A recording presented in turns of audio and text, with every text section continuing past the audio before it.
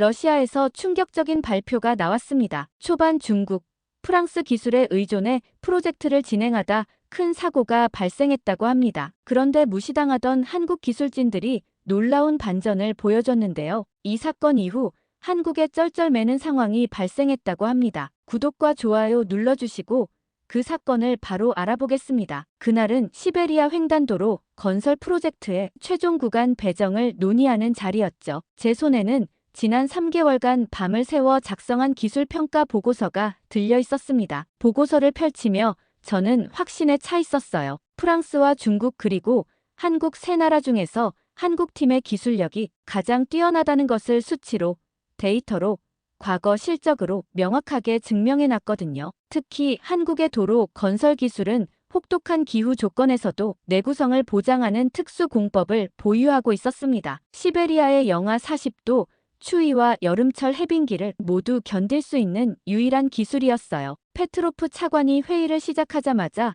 저는 손을 들었습니다. 22년 경력의 기술자로서 이번만큼은 목소리를 낼 수밖에 없었거든요. 한국팀에게 전체 구간의 최소 30% 이상을 배정해야 한다고 주장했죠. 근거는 명확했습니다. 지난 5년간 한국이 러시아에서 진행한 프로젝트들의 성공률은 98.7%였어요. 공기 지연은 평균 2일 이내 품질 불량률은 0.3% 미만이었습니다. 하지만 회의실의 분위기는 제 예상과 완전히 달랐어요. 페트로프 차관은 제 발표가 끝나기도 전에 손을 들어 제지했습니다. 그의 표정에서 이미 결정이 내려졌다는 것을 느낄 수 있었죠. 차관은 침착한 목소리로 말했어요. 이번 프로젝트는 단순한 기술적 우수성만으로 결정할 수 없다고. 국제관계와 정치적 고려사항 그리고 각국과의 외교적 균형이 더 중요하다는 거였습니다. 그때 옆에 앉아있던 로마노프 국장이 비웃듯 말했어요. 프랑스는 유럽 최고의 토목 기술을 가진 나라고 중국은 세계 최대 규모의 건설 경험을 보유하고 있다고. 반면 한국은 아직도 선진국 기술을 따라하는 수준에 불과하다는 거였죠. 그 말을 들으며 제 가슴이 답답해지기 시작했어요. 22년간 쌓아온 전문가로서의 신념이 한순간에 무력해지는 기분이었습니다. 차관은 계속해서 설명했죠. 프랑스는 유럽연합과의 관계 개선을 위해, 중국은 실크로드 프로젝트와의 연계성을 위해 각각 35%씩 배정한다고. 그리고 한국은 고작 15%만 맡게 된다는 거였어요. 볼코프 부국장까지 거들며 말했습니다. 한국 같은 작은 나라에게 큰 구간을 맡기는 것은 위험 부담이 크다고. 프랑스의 비앙시나 중국의 중국 건축과 비교할 수 없는 규모라는 거였죠. 그 순간 제 머릿속이 하얘졌습니다. 손에 들고 있던 기술 보고서가 무거워지더군요. 3개월간 밤을 새워 작성한 230페이지 분량의 보고서가 단 15분 만에 무용지물이 되어버렸어요. 회의실 안에 다른 참석자들은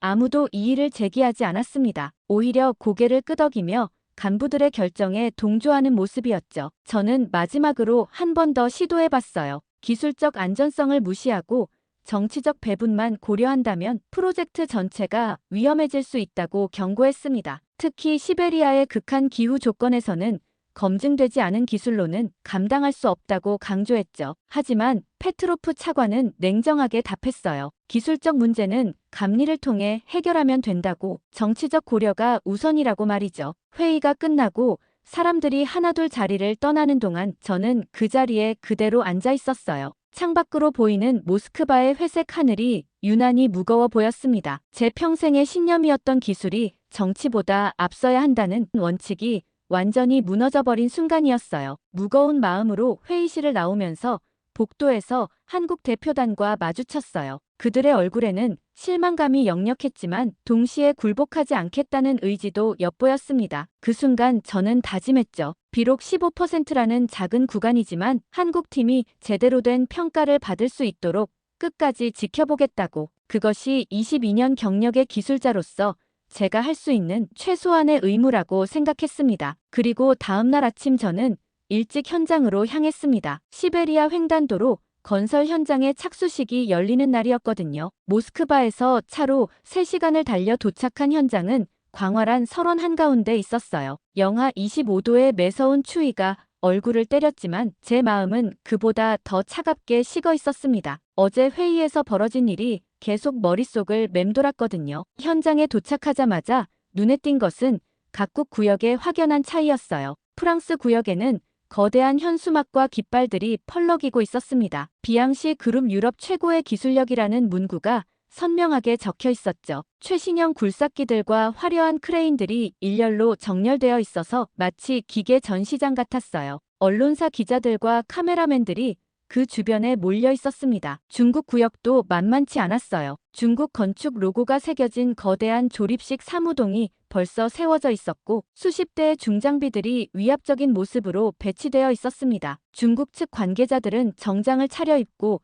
러시아 고위 간부들과 악수를 나누며 기념사진을 찍고 있었죠. 현장 한복판에 설치된 임시 무대에서는 축하 행사가 한창이었어요. 그런데 한국 구역은 정말 대조적이었습니다. 현장 한쪽 구석진 곳에 조용히 자리 잡고 있었어요. 화려한 현수막도 요란한 기계들도 없었습니다. 대신 깔끔하게 정돈된 컨테이너, 사무실 몇 개와 실용적인 장비들이 차분하게 배치되어 있었죠. 한국팀 직원들은 두꺼운 작업복을 입고 묵묵히 장비를 점검하고 있었어요. 언론의 관심도 거의 받지 못하고 있었습니다. 착수식이 시작되자 페트로프 차관이 무대에 올랐어요. 그는 이번 프로젝트가 러시아 교통 인프라의 새로운 전환점이 될 것이라고 웅변조로 연설했습니다. 프랑스의 첨단 기술과 중국의 풍부한 경험이 만나 시베리아의 새로운 생명선을 만들어낼 것이라고 했죠. 한국에 대한 언급은 거의 없었어요. 단지 기타 협력국들의 참여라는 한 문장으로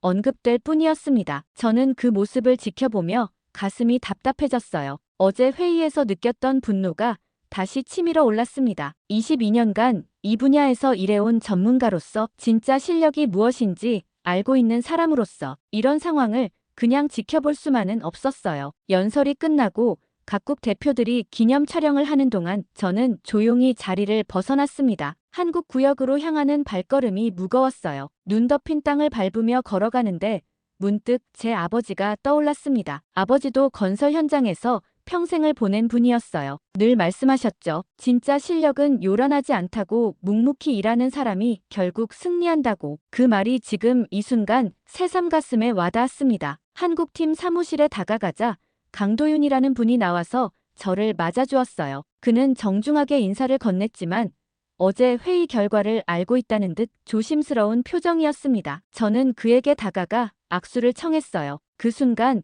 제 마음속에서 뭔가 뜨거운 것이 올라왔습니다. 미안함과 분노가 뒤섞인 복잡한 감정이었죠. 강도윤의 손을 잡으며 저는 진심으로 말했어요. 비록 배정받은 구간은 작지만 한국팀의 진짜 실력을 보여줄 기회라고 생각한다고. 그리고 제가 기술 담당자로서 공정하게 평가하겠다고 약속했습니다. 강도윤은 잠시 놀란 표정을 짓더니 깊게 고개를 숙였어요. 그의 눈빛에서 감사함과 함께 굳은 의지를 읽을 수 있었습니다. 한국팀 사무실 안으로 들어가 보니 정말 인상적이었어요. 벽면 가득히 정밀한 설계 도면들이 붙어 있었고 시베리아 기후에 대한 상세한 데이터가 정리되어 있었습니다. 특히 영하 40도에서도 견딜 수 있는 특수 콘크리트 배합비와 동결 방지 공법에 대한 자료들이 눈에 띄었죠. 이런 것들은 프랑스나 중국 측에서는 볼 수 없었던 것들이었어요. 박세정이라는 통역 담당자가 차를 내주며 설명해 주었습니다. 한국팀은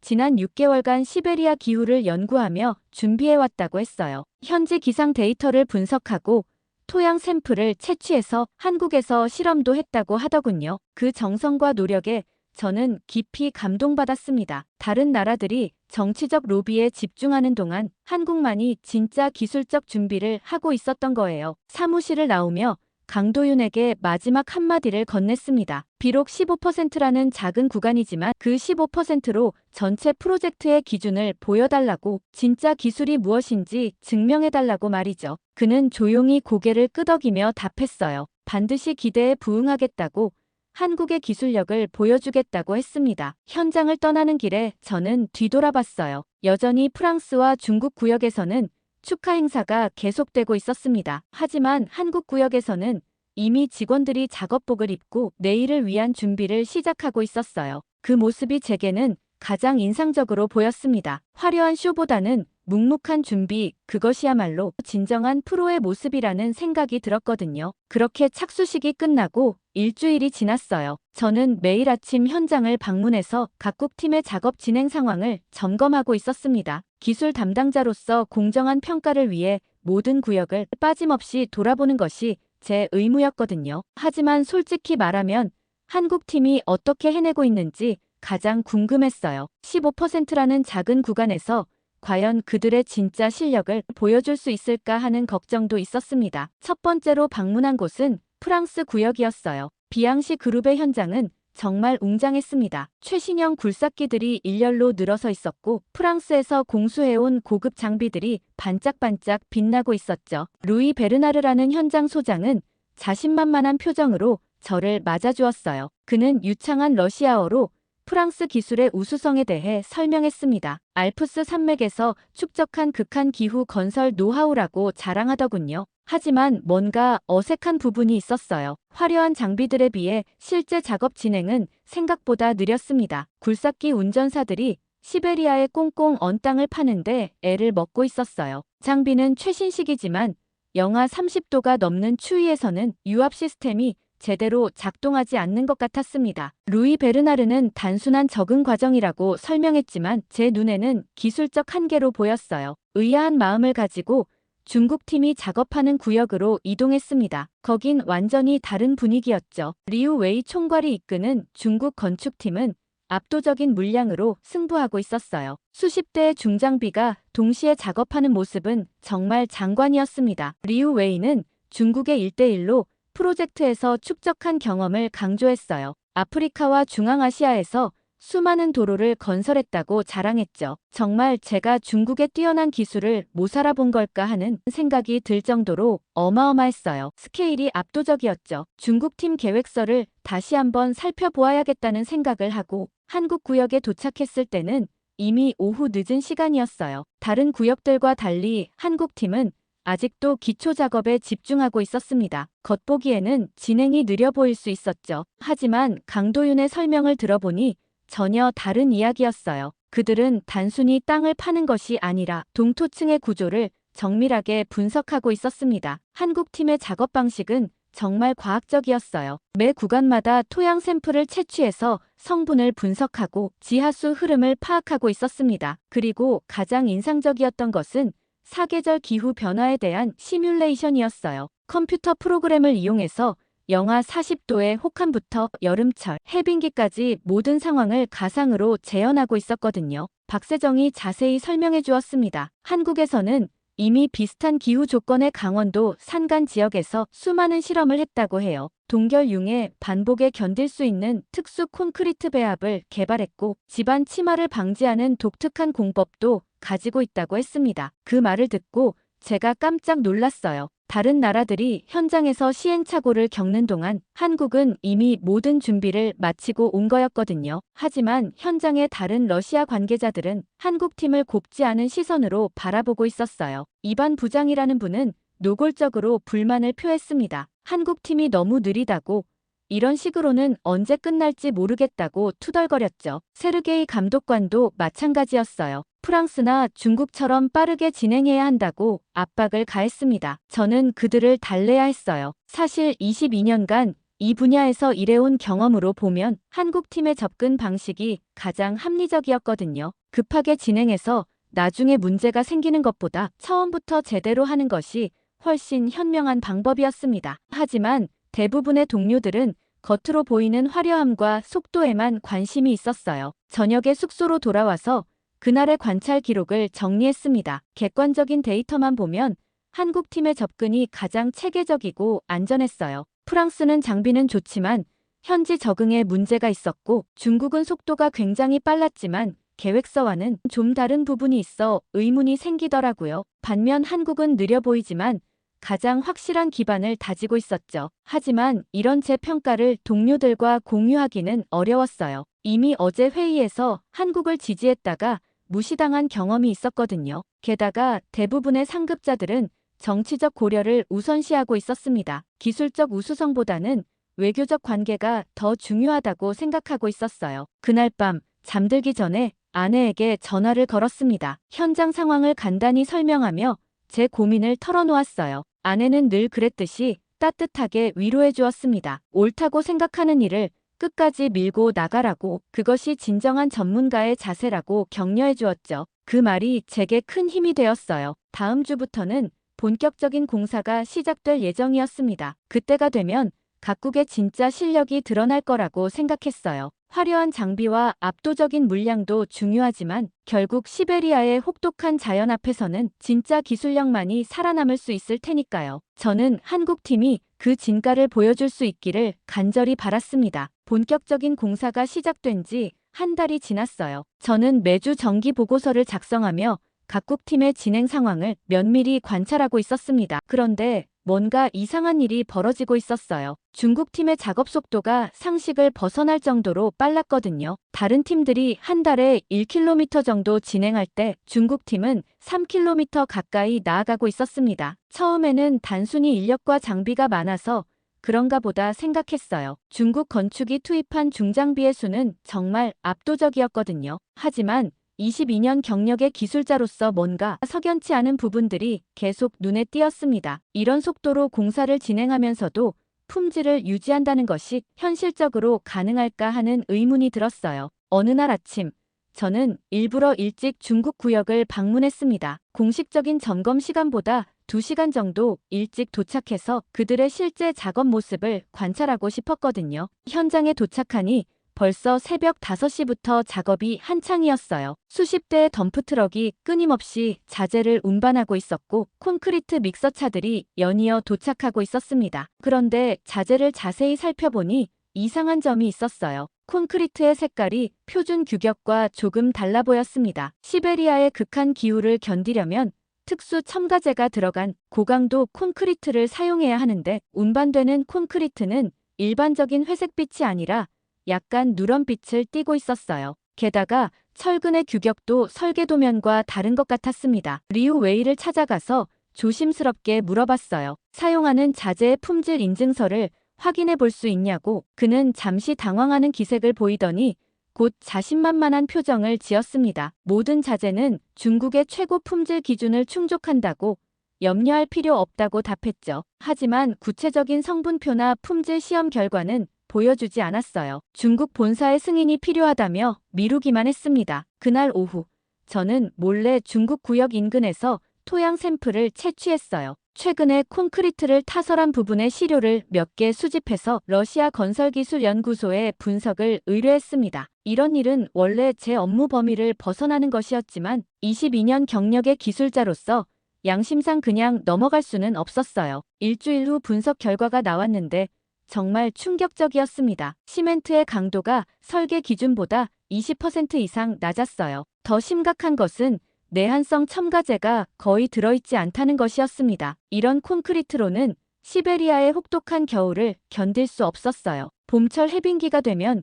균열이 발생하거나 심한 경우 붕괴될 수도 있는 상황이었습니다. 저는 즉시 추가 조사에 착수했어요. 중국팀이 사용하는 철근과 기타 자재들도 면밀히 살펴봤습니다. 놀랍게도 대부분의 자재가 표준 규격에 미달하고 있었어요. 철근의 두께는 설계 기준보다 얇았고 방수 재료도 시베리아 기후에 적합하지 않은 저급 제품이었습니다. 이렇게 해서는 도로가 완공되더라도 몇 년 못 가서 심각한 문제가 발생할 게 뻔했어요. 가장 의심스러운 것은 자재 수입 경로였습니다. 중국팀이 사용하는 대부분의 자재가 중국 본토가 아닌 동남아시아에서 들어오고 있었어요. 베트남이나 태국 같은 나라의 저가 자재를 중국산으로 둔갑시켜 사용하는 것 같았습니다. 이런 자재들은 아열대 기후에서는 문제 없을 수 있지만 시베리아의 극한 추위에서는 전혀 쓸모없는 것들이었어요. 저는 서류를 뒤져서 중국 팀의 자재 수입 내역을 추적해봤습니다. 공식적으로는 모든 자재가 중국의 1급 업체에서 조달된다고 되어 있었지만 실제로는 여러 중간업체를 거쳐 원산지가 불분명한 저가 자재들이 섞여 들어오고 있었어요. 더욱 놀라운 것은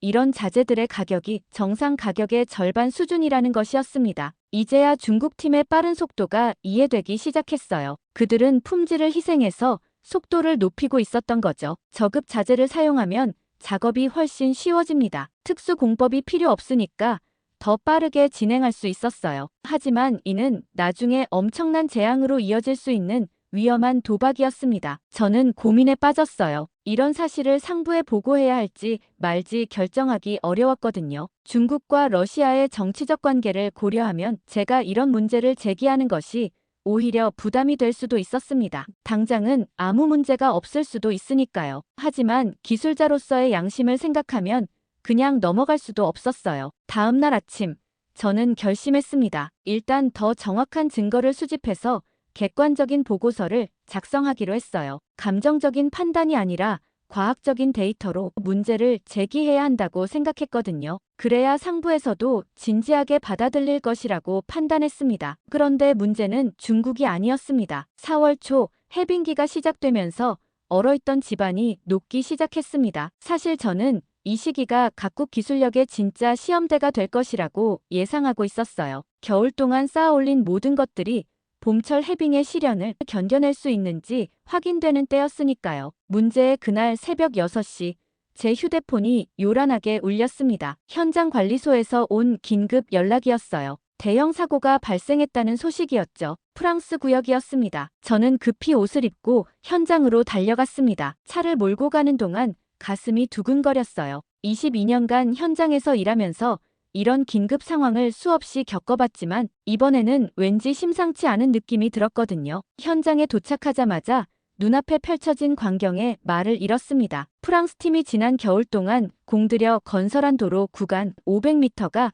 완전히 무너져 있었어요. 마치 거대한 지진이 휩쓸고 간 것처럼 아스팔트가 갈라지고 뒤틀려 있었습니다. 일부 구간은 아예 3m나 내려앉아서 거대한 구덩이를 형성하고 있었죠. 수개월간의 노력이 하룻밤 사이에 물거품이 되어버린 거예요. 루이 베르나르는 창백한 얼굴로 현장을 바라보고 있었습니다. 그의 자신만만했던 모습은 온데간데 없었어요. 대신 당황과 절망이 뒤섞인 표정으로 중얼거리고 있었죠. 알프스에서는 이런 일이 없었다고, 시베리아의 지질 조건이 예상보다 훨씬 복잡하다고 변명하고 있었습니다. 하지만 저에게는 그것이 변명으로밖에 들리지 않았어요. 사고 원인을 파악하기 위해 긴급 조사팀이 구성되었습니다. 저도 기술 담당자로서 조사에 참여하게 되었어요. 무너진 구간을 자세히 살펴보니 문제점이 명확하게 드러났습니다. 프랑스 팀은 유럽의 기준을 그대로 적용해서 설계했는데 시베리아의 특수한 동토층 구조를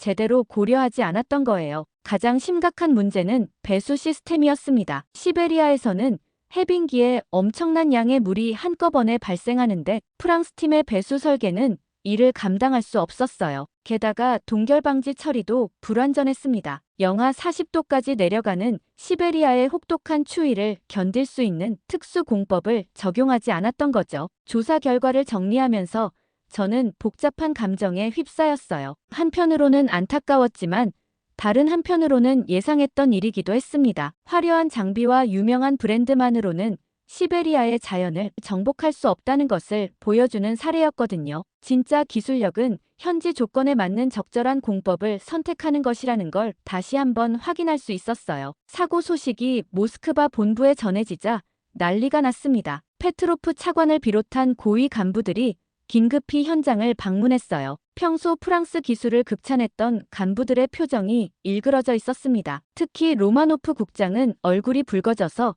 루이 베르나르에게 따져 물었어요. 유럽 최고의 기술이라고 자랑하더니 이게 뭐냐고 화를 내고 있었죠. 루이 베르나르는 필사적으로 해명하려고 했습니다. 이는 예측할 수 없었던 자연재해라고, 시베리아의 지질 조건이 유럽과 너무 다르다고 변명했어요. 하지만 그의 말은 설득력이 없었습니다. 애초에 현지 조건을 충분히 연구하지 않고 유럽의 기준만 고집했던 것이 문제였거든요. 가장 충격적이었던 것은 복구 비용이었어요. 무너진 구간을 다시 건설하려면 처음 예산의 3배가 넘는 비용이 필요하다는 것이었습니다. 게다가 공기도 최소 6개월은 더 걸릴 것 같았어요. 프랑스 팀의 자신감은 완전히 무너져버렸고 프로젝트 전체에 먹구름이 드리워지기 시작했습니다. 이런 상황에서 저는 문득 한국팀이 걱정되었어요. 그들도 같은 시베리아 땅에서 작업하고 있는데 혹시 비슷한 문제가 발생하지 않을까 하는 불안감이 들었거든요. 급히 한국 구역으로 향해서 상황을 점검해봤습니다. 다행히 한국 구역은 아무런 문제가 없었어요. 오히려 해빙기에도 안정적으로 작업을 계속하고 있었습니다. 강도윤에게 비결을 물어봤더니 그는 차분하게 설명해 주었어요. 한국팀은 애초에 시베리아의 동토층 구조를 철저히 연구해서 그에 맞는 특수 공법을 적용했다고 했습니다. 특히 배수 시스템은 해빙기의 대량 용수를 감안해서 일반적인 기준보다 3배 큰 용량으로 설계했다고 하더군요. 그리고 동결 방지를 위한 특수 첨가제도 시베리아 기후에 맞게 개발한 것을 사용하고 있었어요. 그 말을 듣고 저는 깊이 감탄했습니다. 한국팀은 15%라는 작은 구간을 맡았지만 그 누구보다 철저하게 준비하고 있었던 거예요. 화려한 겉모습보다는 실속 있는 기술력으로 승부하고 있었습니다. 반면 프랑스는 명성에 취해서 기본을 소홀히 했던 것이죠. 그날 저녁 숙소로 돌아와서 보고서를 작성하면서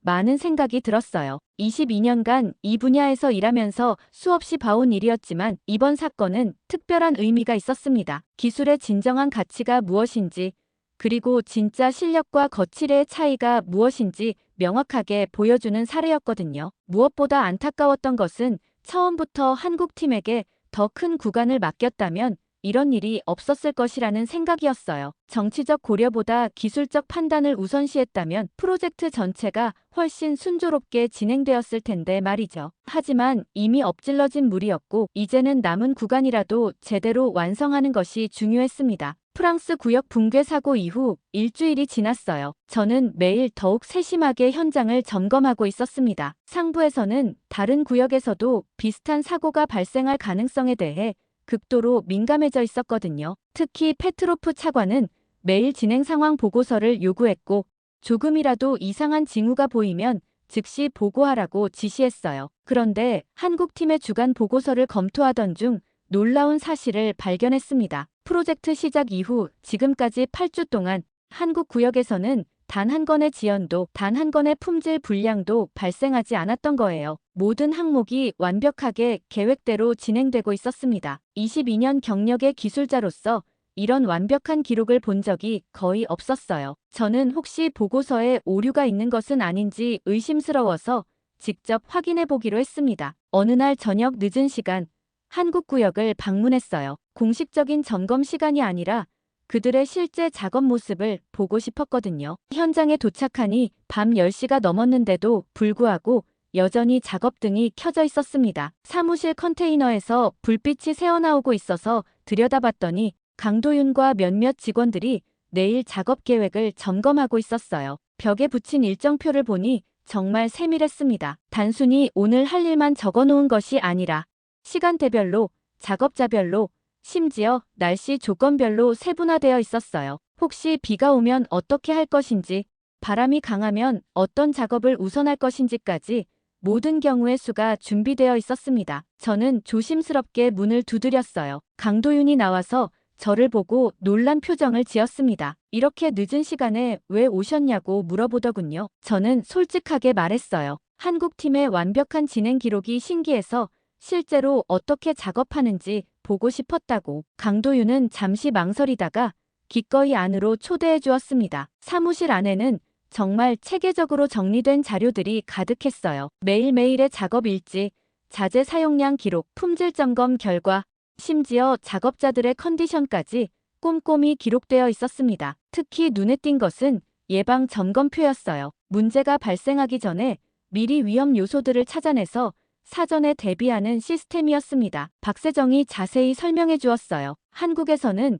이런 시스템을 제로 디펙트라고 부른다고 했습니다. 불량품이 나온 후에 수정하는 것이 아니라 애초에 불량품이 나오지 않도록 하는 것이 목표라고 하더군요. 그래서 매일 아침 30분씩 전체 회의를 해서 그날의 위험 요소들을 미리 파악하고 대비책을 세운다고 했어요. 가장 인상적이었던 것은 작업자들의 자세였습니다. 밤늦은 시간에도 불구하고 모두들 진지하게 내일 작업을 준비하고 있었어요. 한 명 한 명이 자신의 담당 분야에 대해 완벽하게 숙지하고 있었고 혹시 모를 문제 상황에 대한 대비책까지 준비하고 있었습니다. 이런 모습은 프랑스나 중국 구역에서는 볼 수 없었던 것이었어요. 강도윤이 한 가지 더 보여준 것이 있었어요. 바로 한국식 품질 관리 시스템이었습니다. 모든 작업이 끝나면 3단계 검사를 거친다고 했어요. 1차는 작업자 본인이, 2차는 팀장이, 3차는 품질 관리 담당자가 각각 다른 관점에서 점검한다는 거였죠. 그리고 마지막에는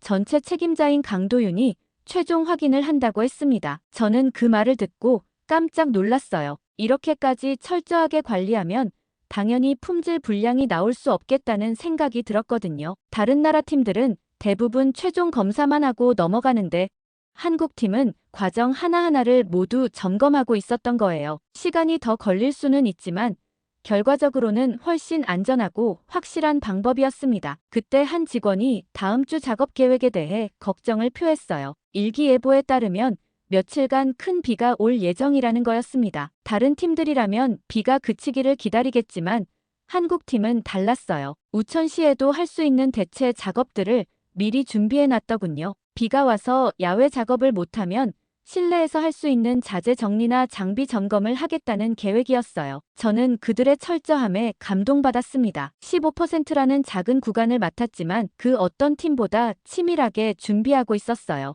겉으로는 화려하지 않지만 알맹이가 꽉 찬 진짜 실력이라는 생각이 들었습니다. 프랑스 팀의 붕괴 사고와 대비해보니 그 차이가 더욱 극명하게 느껴졌어요. 사무실을 나오면서 강도윤에게 한마디 했습니다. 당신들은 시끄럽지 않지만 실수도 없다고, 진짜 프로페셔널의 모습이라고 칭찬했어요. 강도윤은 겸손하게 답했습니다. 한국에서는 이런 것이 당연한 기본이라고, 특별한 것이 아니라고 하더군요. 하지만 저에게는 매우 특별하고 인상적인 경험이었어요. 다음 날 아침 상부에 제출할 주간 보고서에 한국팀의 완벽한 기록을 특별히 강조해서 적었습니다. 숫자는 거짓말을 하지 않으니까요. 영건의 지연, 영건의 분량, 100%의 계획 달성률. 이런 기록을 가진 팀에게 더 많은 기회를 주어야 한다는 것이 제 결론이었어요. 다음 날 아침 일찍 저는 페트로프 차관에게 특별 보고를 요청했습니다. 한국팀의 뛰어난 성과와 대조적으로 드러나고 있는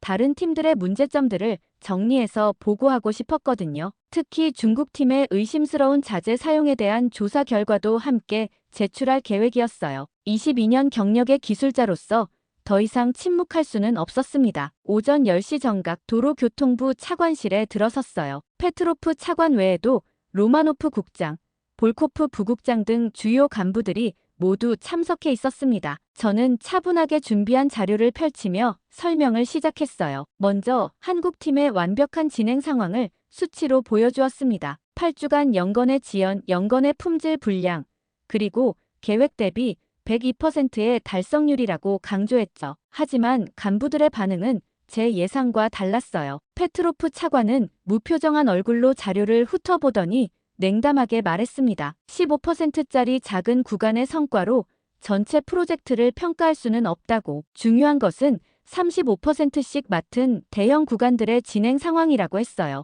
한국의 성과는 그저 참고사항일 뿐이라는 거였죠. 로마노프 국장은 더 직설적이었어요. 프랑스 구간의 붕괴는 예측할 수 없었던 자연재해라고, 기술적 결함이 아니라고 강변했습니다. 그리고 중국 구간은 여전히 빠른 속도로 진행되고 있으니 문제 없다고 덧붙였어요. 제가 제기한 자재 품질 문제에 대해서는 단순한 의혹일 뿐이라며 일축해버렸습니다. 볼코프 부국장은 노골적으로 말했습니다. 이 프로젝트는 기술적 우수성보다 정치적 고려가 우선이라고. 프랑스와 중국은 러시아의 중요한 파트너 국가이니 그들과의 관계를 손상시킬 수는 없다고 했어요. 반면 한국은 아무리 잘해도 우리에게 정치적으로 큰 의미가 없다는 거였죠. 저는 그 순간 정말 화가 났습니다. 22년간 기술자로 살아오면서 이런 모독을 당한 적이 없었어요. 기술은 정치와 별개라고, 안전과 품질이야말로 가장 중요한 가치라고 목소리를 높였습니다. 하지만 간부들은 오히려 제가 선을 넘는다는 식으로 반응했어요. 기술자는 기술적인 일만 하면 된다고, 정치적 판단은 상급자들의 몫이라고 했습니다. 페트로프 차관은 회의를 마무리하며 저에게 경고했어요. 앞으로는 각국 팀을 공정하게 평가하라고, 특정 국가에 편향된 보고서는 받아들일 수 없다고 했습니다. 그리고 중국 팀의 자재 문제는 더 이상 제기하지 말라고 지시했어요. 그런 의혹 제기는 외교 문제를 일으킬 수 있다는 거였죠. 회의실을 나오면서 저는 깊은 좌절감에 빠졌어요. 제가 평생 믿어온 가치들이 완전히 무시당하는 기분이었습니다. 기술자로서의 양심과 책임감으로 제기한 정당한 문제들이 정치적 고려 앞에서 묵살되어 버렸어요. 복도를 걸으며 문득 이런 조직에서 계속 일할 수 있을까 하는 의문이 들었습니다. 점심시간에 동료 기술자인 알렉세이와 대화를 나눴어요. 그는 저보다 5년 선배로 비슷한 경험을 많이 겪어본 사람이었습니다. 알렉세이는 씁쓸하게 웃으며 말했어요. 러시아에서는 원래 이런 식이라고, 기술보다는 정치가 우선이라고, 진짜 실력보다는 연줄과 로비가 더 중요하다고 했죠. 하지만 저는 그런 현실을 받아들일 수 없었어요. 22년간 쌓아온 전문가로서의 자부심이 그것을 허락하지 않았습니다. 설령 상부에서 무시한다고 해도 제가 옳다고 생각하는 일은 계속해야 한다고 다짐했어요. 한국팀을 지지하고 문제가 있는 부분은 계속 지적하겠다고 결심했습니다. 오후에 현장으로 돌아와서 각국 구역을 다시 점검했어요. 프랑스 구역은 여전히 복구 작업에 허덕이고 있었고, 중국 구역은 겉보기에는 빠르게 진행되지만 품질에 대한 의구심은 계속 커져만 갔습니다. 반면 한국 구역은 조용하지만 착실하게 진행되고 있었어요. 대조가 너무나 선명했습니다. 저는 개인적으로 진행 상황을 기록하기 시작했어요. 공식 보고서와는 별도로 제 개인 관찰 일지를 작성하기로 한 거죠. 언젠가는 진실이 밝혀질 날이 올 것이고 그때를 위해 정확한 기록을 남겨두고 싶었습니다. 기술자로서의 양심을 지키는 마지막 방법이라고 생각했어요. 그날 저녁 아내에게 전화를 걸어 하루 있었던 일을 털어놓았습니다. 아내는 제 이야기를 끝까지 들어주고 나서 따뜻하게 위로해 주었어요. 옳은 일을 한다는 것이 항상 쉽지는 않지만 그래도 포기하지 말라고 격려해 주었습니다. 그리고 진실은 결국 드러나게 되어 있다고, 시간이 걸려도 기다려보라고 했죠. 아내의 말이 큰 힘이 되었어요. 비록 지금은 상부의 지지를 받지 못하고 있지만 언젠가는 한국팀의 진가가 인정받을 날이 올 것이라고 믿었습니다. 그리고 마음속에 찜찜함으로 남아있던 중국팀의 자재 문제를 개인적으로 계속 조사하고 있었습니다. 하지만 뚜렷한 무언가가 나오지 않았어요. 그러다 저는 마침내 결정적인 증거를 찾아냈습니다. 중국팀이 사용하는 시멘트 성분표에서 치명적인 문제를 발견한 거예요. 시베리아 기후의 필수적인 내한성 첨가제가 기준치의 절반도 들어있지 않았습니다. 더 충격적이었던 것은 철근 규격이었어요. 설계 도면에는 직경 25mm 고강도 철근으로 명시되어 있었는데 실제 사용된 것은 20mm 일반 철근이었습니다. 5mm 차이가 작아 보일 수 있지만 구조물의 내구성에는 치명적인 영향을 미치는 차이였어요. 22년 경력의 기술자로서 이런 부실 시공을 그냥 넘어갈 수는 없었습니다. 저는 러시아 건설기술연구소의 이반 박사에게 비공식적으로 상담을 요청했어요. 이반 박사는 제가 대학 시절부터 알고 지낸 동료로 재료공학 분야의 권위자였습니다. 제가 수집한 샘플들을 그에게 보여주며 의견을 구했죠. 박사는 샘플들을 자세히 분석한 후 심각한 표정으로 말했어요. 이런 자재로는 시베리아의 혹독한 기후를 절대 견딜 수 없다고. 특히 우려스러운 것은 콘크리트의 압축 강도였습니다. 시베리아 도로 건설에는 최소 40 이상의 압축 강도가 필요한데 중국팀이 사용한 콘크리트는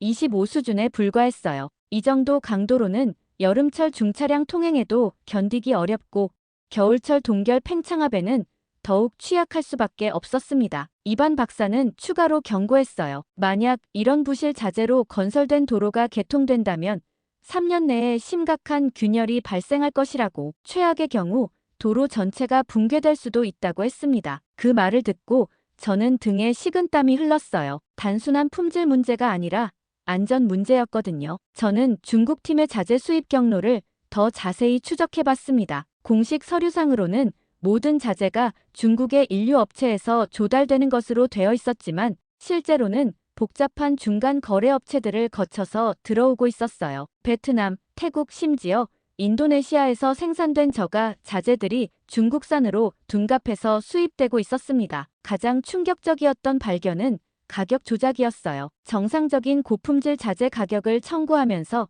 실제로는 절반 가격의 저급 자재를 사용하고 있었던 거죠. 그 차액은 어디로 갔을까요? 저는 섬뜩한 추측을 할 수밖에 없었습니다. 이것이 단순한 부실 시공이 아니라 조직적인 사기였을 가능성이 높았어요. 결정적인 증거는 베트남 시멘트 공장의 생산 일지였습니다. 중국팀이 사용한 시멘트 중 상당 부분이 베트남에서 생산된 것으로, 이 시멘트는 동남아시아의 온난한 기후용으로 제조된 것이었어요. 시베리아의 극한 추위를 전혀 고려하지 않은 제품이었습니다. 이런 시멘트를 시베리아에서 사용한다는 것은 재앙을 자초하는 일이었어요. 저는 이 모든 증거들을 정리해서 상세한 보고서를 작성했습니다. 100페이지가 넘는 분량으로 사진 자료와 성분 분석표, 그리고 예상되는 위험 요소들까지 모두 포함했어요. 이번에는 상부에서 무시할 수 없도록 객관적이고 과학적인 데이터로 무장했습니다. 보고서 작성을 마치고 나서 저는 한국구역을 다시 방문했어요. 대조 확인을 위해서였습니다. 한국팀이 사용하는 자재들을 살펴보니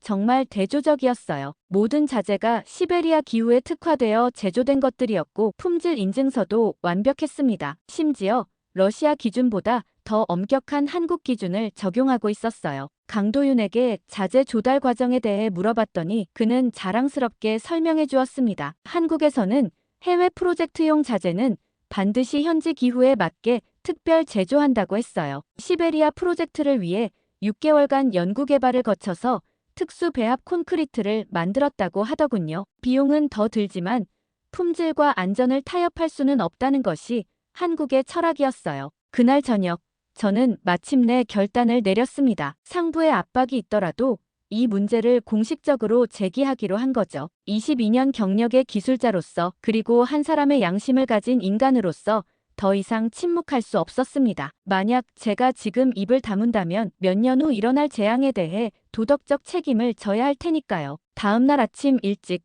저는 페트로프 차관에게 긴급 면담을 요청했습니다. 이번에는 혼자가 아니라 이반 박사와 함께 갔어요. 객관적인 전문가 의견이 뒷받침되어야 한다고 생각했거든요. 차관실에 들어가면서 저는 각오를 다졌습니다. 설령 이 일로 인해 제 경력에 타격을 입더라도 옳은 일을 하겠다고 말이죠. 보고서를 펼치며 차분하게 설명을 시작했어요. 이번에는 감정적인 호소가 아니라 냉철한 과학적 데이터로 무장했습니다. 압축 강도 시험 결과, 성분 분석표, 그리고 기후 적합성 평가까지 모든 것이 중국팀의 자재가 부적합하다는 것을 증명하고 있었어요. 페트로프 차관의 표정이 점점 굳어졌습니다. 이반 박사의 전문가 소견까지 들고 나서는 더 이상 무시할 수 없다는 듯 진지해졌어요. 마침내 차관은 중대한 결정을 내렸습니다. 즉시 중국 구간의 시공을 중단하고 전면 재조사를 실시하겠다고 선언한 거죠. 중국 구간 시공 중단 소식이 전해지자 현장 전체가 발칵 뒤집혔어요. 리우 웨이는 당황한 표정으로 곧바로 베이징 본사에 연락을 취했고 중국 측에서는 긴급 대표단을 파견하겠다고 했습니다. 하지만 이미 늦었어요. 러시아 정부 차원에서 공식 조사를 시작하기로 결정된 상황에서는 어떤 변명도 통하지 않았거든요. 프랑스 팀의 상황도 마찬가지로 암울했습니다. 붕괴된 구간의 복구 작업은 여전히 지지부진했고 추가 비용만 계속 늘어나고 있었어요. 루이 베르나르는 본국에서 온 기술진들과 매일 회의를 반복하고 있었지만 뚜렷한 해결책을 찾지 못하고 있었습니다. 결국 프랑스 구간도 전면 재검토가 불가피한 상황이 되었어요. 이런 상황에서 유일하게 정상 가동되고 있는 것은 한국 구간뿐이었습니다. 저는 매일 한국팀의 작업 현장을 방문하며 그들의 꾸준한 진행 상황을 확인했어요. 다른 팀들이 혼란에 빠져 있는 동안에도 한국팀은 묵묵히 자신들의 일정대로 작업을 계속하고 있었습니다. 그 모습이 정말 대조적이었어요. 특히 인상적이었던 것은 한국팀의 위기 관리 능력이었습니다. 프로젝트 전체가 흔들리는 상황에서도 그들은 동요하지 않았어요. 오히려 이런 상황을 기회로 삼아서 자신들의 진가를 보여주겠다는 의지를 불태우고 있었습니다. 강도윤은 저에게 말했어요. 어려운 상황일수록 진짜 실력이 드러난다고. 한국팀은 준비되어 있다고 했죠. 러시아 언론들도 이제 한국에 주목하기 시작했어요. 침묵하는 승자라는 제목으로 한국팀을 소개하는 기사가 나왔고 TV 뉴스에서도 한국 구간의 순조로운 진행 상황을 집중 보도했습니다. 지금까지 관심을 받지 못했던 15% 구간이 갑자기 스포트라이트를 받게 된 거죠. 가장 놀라웠던 것은 시민들의 반응이었어요. 인터넷 댓글들을 보니 한국팀을 응원하는 목소리들이 쏟아지고 있었습니다. 처음부터 한국에게 더 많은 구간을 맡겼어야 했다. 15%로 이런 성과라면 100% 맡겼으면 어땠을까? 같은 의견들이 계속 올라오고 있었어요. 러시아 국민들도 진짜 실력을 알아보고 있었던 거죠. 페트로프 차관도 이제는 한국팀을 다른 시선으로 바라보기 시작했습니다. 어느 날 차관이 직접 한국구역을 방문했는데 그의 표정에서 놀라움을 읽을 수 있었어요. 화려하지는 않지만 정확하고 체계적인 한국팀의 작업 방식에 감탄하고 있었습니다. 특히 품질 관리 시스템에 대해서는 러시아도 배워야 할 부분이 많다고 인정했어요. 로마노프 국장과 볼코프 부국장도 마찬가지였습니다. 처음에는 한국을 무시했던 그들이 이제는 한국팀의 성과를 부러워하고 있었어요. 특히 무결점 기록에 대해서는 정말 가능한 일이냐고 반복해서 물어봤습니다. 저는 그때마다 자랑스럽게 답했어요. 한국팀은 진짜 프로페셔널이라고 처음부터 그들의 실력을 알아봤다고 말이죠. 하지만 가장 중요한 변화는 프로젝트 재배정에 대한 논의였습니다. 중국과 프랑스 구간에 문제가 생긴 상황에서 전체 프로젝트를 계속 진행하려면 새로운 대안이 필요했어요. 여러 옵션이 검토되었지만 가장 현실적인 방안은 한국팀의 담당 구간을 확대하는 것이었습니다. 처음에는 15%에서 25%로 확대하는 안이 제시되었어요. 하지만 저는 더 과감한 제안을 했습니다. 한국팀이 50% 이상을 담당해야 한다고 주장했죠. 지금까지의 성과를 보면 충분히 가능하다고, 오히려 그렇게 하는 것이 프로젝트 전체의 안전을 보장하는 길이라고 강조했어요. 물론 쉬운 결정은 아니었습니다. 기존 계약을 변경하고 새로운 협상을 진행해야 했거든요. 하지만 현실적으로 다른 선택지가 없었어요. 중국팀은 신뢰를 잃었고 프랑스팀은 기술적 한계를 드러냈습니다. 반면 한국팀은 모든 면에서 기대를 뛰어넘는 성과를 보여주고 있었어요. 저는 상부 보고서에 강력하게 건의했습니다. 이번 기회에 정치적 고려보다는 기술적 우수성을 우선시해야 한다고. 한국팀의 확장된 구간 담당은 단순한 대안이 아니라 프로젝트 성공을 위한 필수 조건이라고 주장했어요. 22년 경력의 기술자로서 확신을 가지고 추천할 수 있는 유일한 방안이었습니다. 며칠 후 드디어 결정이 내려졌어요. 한국팀의 담당 구간을 기존 15%에서 45%로 대폭 확대한다는 공식 발표가 나온 거죠. 저는 그 소식을 듣고 정말 기뻤습니다. 처음부터 주장해온 것이 마침내 현실이 된 것이었어요. 진짜 실력이 결국 인정받은 순간이었습니다. 한국팀도 이 소식에 놀라면서도 기뻐했어요. 강도윤은 저에게 깊이 감사 인사를 전했습니다. 처음부터 끝까지 한국팀을 믿어준 것에 대해 고맙다고 했죠. 하지만 저는 오히려 한국팀에게 고마웠어요. 그들이 보여준 진짜 실력 덕분에 제 전문가로서의 판단이 옳았다는 것을 증명할 수 있었거든요. 한국팀의 구간 확대가 결정된 지 일주일 후 새로운 위기가 찾아왔어요. 프랑스와 중국 측에서 동시에 계약 철수를 선언한 것입니다. 자존심이 상한 두 나라가 러시아 프로젝트에서 완전히 손을 떼겠다고 통보해온 거죠. 갑자기 전체 구간의 70%가 공백 상태가 되어버렸습니다. 시베리아 횡단도로 프로젝트 자체가 무산될 위기에 처한 거예요. 페트로프 차관은 긴급 회의를 소집했습니다. 저를 포함한 모든 기술진과 고위 간부들이 참석한 자리였어요. 회의실 분위기는 정말 무거웠습니다. 수년간 준비해온 국가적 프로젝트가 한순간에 좌초될 수 있는 상황이었거든요. 차관의 얼굴에서는 깊은 고민의 흔적을 읽을 수 있었어요. 회의가 시작되자 여러 대안들이 제시되었습니다. 새로운 국가들을 물색해서 다시 입찰을 진행하자는 의견, 러시아 자체 기술로 완성하자는 의견, 아예 프로젝트를 축소하자는 의견까지 나왔어요. 하지만 어떤 방안도 현실적이지 않았습니다. 새로운 입찰에는 최소 1년이 걸릴 것이고 러시아 자체 기술로는 시베리아의 혹독한 조건을 감당하기 어려웠거든요. 그때 저는 용기를 내어 발언했습니다. 한국팀의 구간을 전체 70%까지 확대하는 방안을 제안한 거죠. 처음에는 회의실이 조용해졌어요. 모두들 놀란 표정이었습니다. 15%에서 45%로 확대하는 것도 파격적이었는데 이제 70%까지 맡기자는 것은 정말 혁명적인 발상이었거든요. 로마노프 국장이 즉시 반대 의견을 제시했어요. 한국 같은 작은 나라가 이런 대규모 프로젝트를 감당할 수 있겠냐고 의문을 표했습니다. 기술력은 인정하지만 규모의 경제 측면에서 한계가 있을 것이라고 했죠. 하지만 저는 지금까지의 성과를 근거로 반박했어요. 15%로 보여준 완벽한 성과가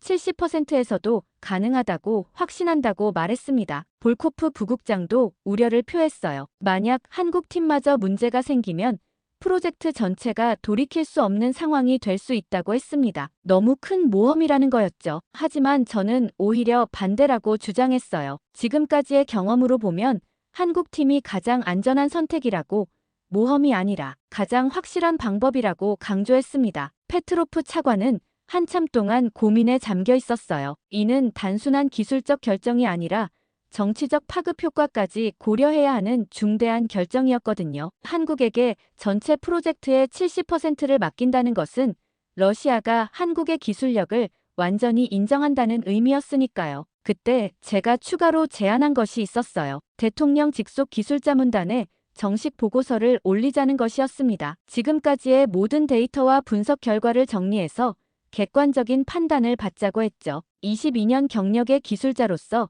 제 전문가적 소견을 공식적으로 개진하고 싶다고 요청했어요. 차관이 그 제안을 받아들였습니다. 저는 그날부터 3일 동안 밤을 새워가며 종합 보고서를 작성했어요. 한국팀의 기술적 우수성, 완벽한 품질 관리, 무결점 진행 기록, 그리고 시베리아 기후에 특화된 공법까지 모든 것을 상세히 정리했습니다. 또한 다른 국가들의 실패 사례와 대비해서 한국의 장점을 부각시켰어요. 보고서에는 특별히 경제성 분석도 포함했습니다. 한국팀의 확대 배정이 오히려 전체 비용을 절감할 수 있다는 것을 수치로 증명했어요. 품질 불량으로 인한 재시공 비용, 공기 지연으로 인한 손실, 안전사고 위험 등을 고려하면 한국팀이 가장 경제적인 선택이라는 결론이 나왔습니다. 대통령 자문단 회의가 열린 날, 저는 정말 긴장했어요. 22년 경력 중 가장 중요한 순간이라는 생각이 들었거든요. 회의실에는 러시아 최고의 전문가들이 모여 있었고 모든 시선이 저에게 집중되어 있었어요. 저는 침착하게 준비한 자료를 발표하기 시작했습니다. 발표가 진행될수록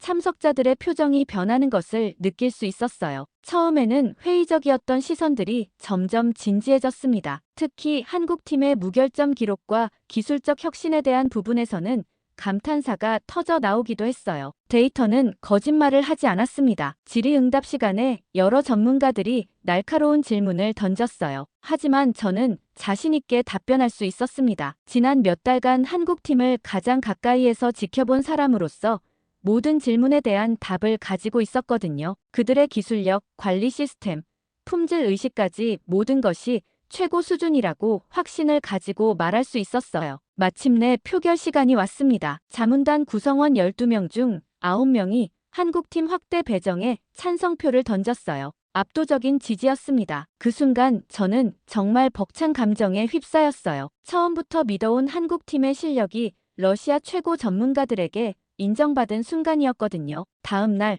페트로프 차관이 최종 결정을 발표했습니다. 한국팀에게 전체 프로젝트의 70%를 배정한다는 공식 발표였어요. 15%에서 시작해서 70%까지 정말 극적인 반전이었습니다. 저는 그 소식을 듣고 22년 기술자 생활 중 가장 보람 있는 순간을 맞이했다고 생각했어요. 한국팀에게 소식을 전하러 갔을 때 강도윤의 표정은 놀라움과 기쁨이 뒤섞여 있었어요. 그는 저에게 깊이 고개를 숙이며 말했습니다. 이 모든 것이 가능했던 것은 저의 믿음과 지지 때문이라고. 하지만 저는 오히려 감사했어요. 한국팀이 제 판단이 옳았다는 것을 증명해준 것에 대해서 말이죠. 한국팀의 70% 구간 담당이 확정되고 나서 저는 현장 상주를 자청했습니다. 이제 프로젝트의 성패가 전적으로 한국팀에게 달려 있었고 기술 담당자로서 더욱 세밀하게 관리해야 한다고 생각했거든요. 페트로프 차관도 제 의견에 동의했어요. 이번만큼은 정말 실패할 수 없는 프로젝트였으니까요. 현장 사무실 옆에 임시 숙소를 마련하고